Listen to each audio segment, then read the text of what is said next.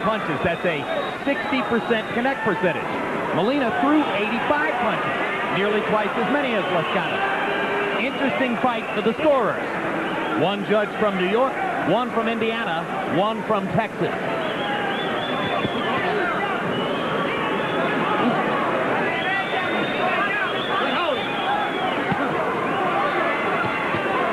Lazcano is very solid defensively. Emmanuel, his hands are up, shoulders in, doesn't get hit too many clean punches. The only thing is he needs a box to keep it a little distance, so because he was still a tall guy. And if he keeps John out there, he can catch him with cleaner punches. But all you're saying is true. He has a very good defense, but it's still making the fight close, but it doesn't have to be that. Lazcano's been a father ever since he was 16 years old. Could have buried him, as it has with so many other young men. But he used it as a focal point in his life, fought through the hard times, worked from time to time to help support his family, and has made it through with the same woman with whom he had that baby when he was 16. Lovely lady named Lourdes, who's 1 year older. He says, hey, she was 17, I was 16. I lied to her and told her I was 18. She was nice enough to pretend to believe me. They have 4 children now.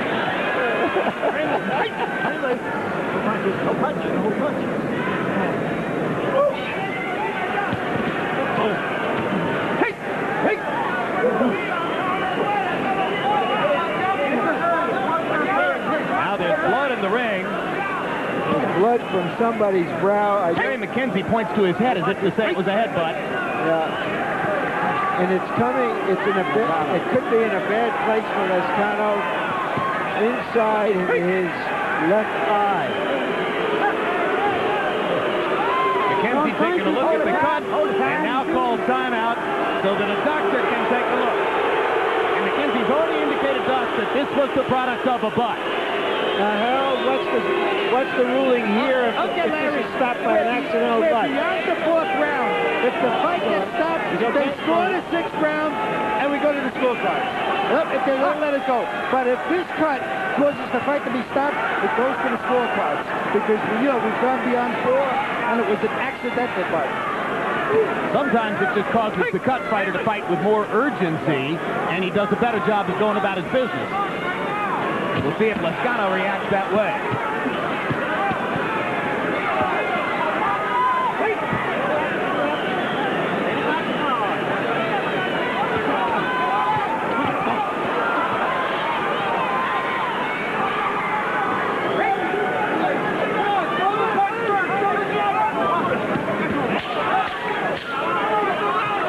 Emmanuel, what do you think of that cut? Well, I don't think the cut is that bad. But the thing is that he shouldn't have even got cut off if he would keep the fight at a distance. He's fighting too close to be such a tall man. His height is not even an advantage in this fight, the way that he's fighting. And John is used to this type of fight.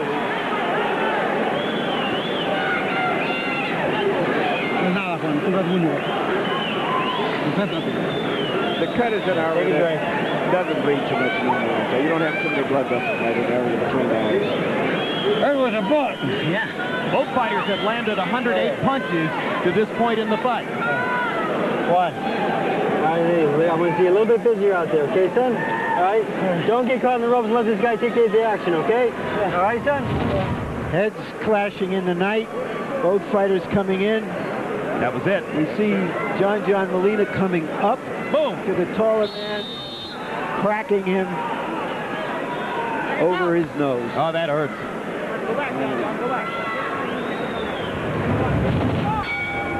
Lazcano has the outstanding Joe Souza in his corner, one of the better cut men in the sport. Harold, how do you have it through 6? Okay, Jim. I thought in round 6, interestingly enough, John Molina did enough to even this fight up. I thought he fell behind around 4 and 5 when Juan Lazcano landed a lot of good clean shots, as you saw. But in round 6, John Molina, with that aggressive style of his, got in a lot of good shots, won the round, all even, 3-3, 57-57. I have it 4 rounds to 2 for Lazcano.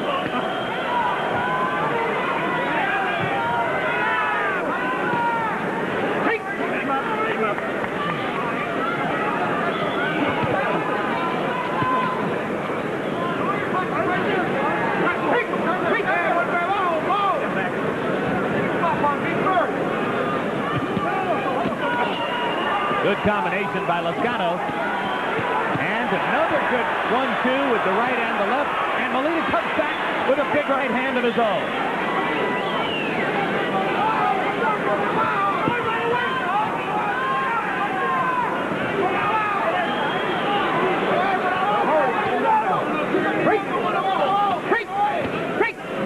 Right, let's go.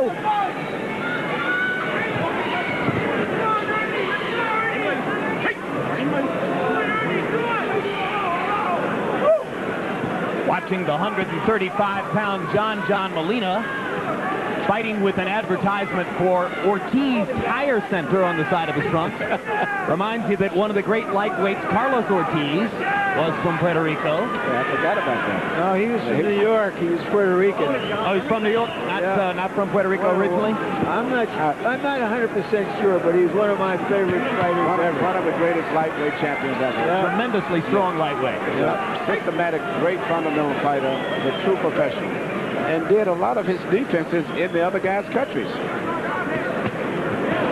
right hand by Lazcano, left to the body. Clean punches from Juan Lazcano, and a huge right cross. Boy, what a chin John Molina showed you there. Yes, it is. As long as he keeps John at that distance out there, he can hit him all day, but when he gets too close, it's a problem. That's why Shane Mosley had to beat him down in the body. Oh, yeah. Oh, there's another huge right cross by Lazcano, and still Molina walks forward. How many 36-year-old fighters are still willing to take the kind of punishment that Molina has taken in this round? Very, very few. Oh, these are clean shots.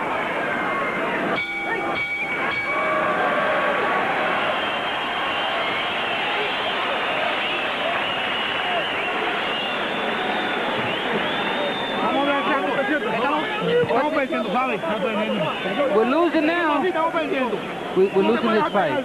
Your hands are too low. You're taking too many punches. You're going to lose the fight if that keeps going. You hurt him with the body shot there, Ryan. You see that? Okay, now here. Listen to me, Juan. Behind the jab, put that hook to the body, your right hand right behind it, okay? Beautiful combinations, okay? Beautiful combinations. That's how you have to fight. That was Lozano's best round.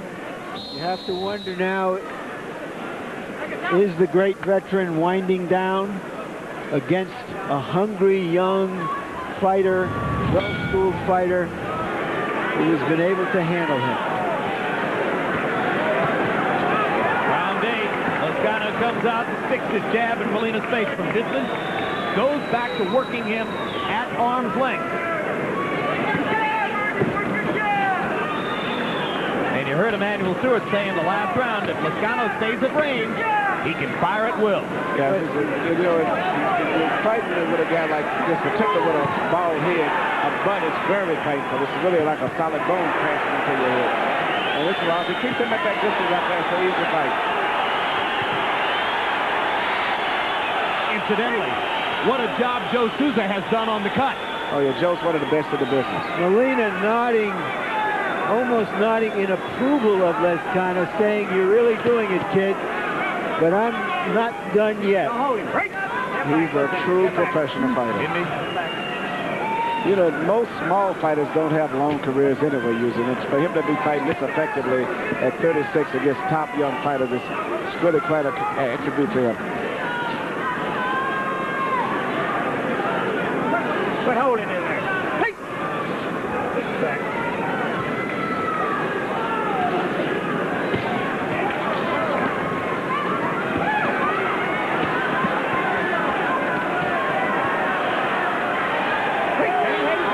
Lazcano showing that he can fight from outside, he can brawl inside. This is not a one-dimensional fighter. No particular power, but he throws his punches in some bunches occasionally, and it's been quite effective. And he's been very accurate. particularly in the last few rounds, landing 13 of his first 19 punches in this round.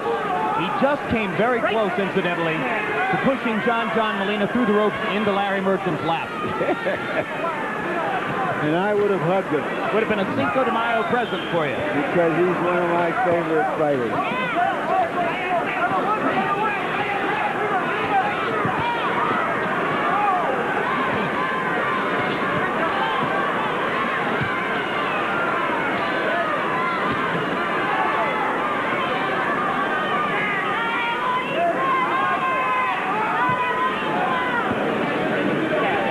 Lazcano seems to have relaxed a lot now. He seems to have gotten into the fight. He feels very comfortable with the fight.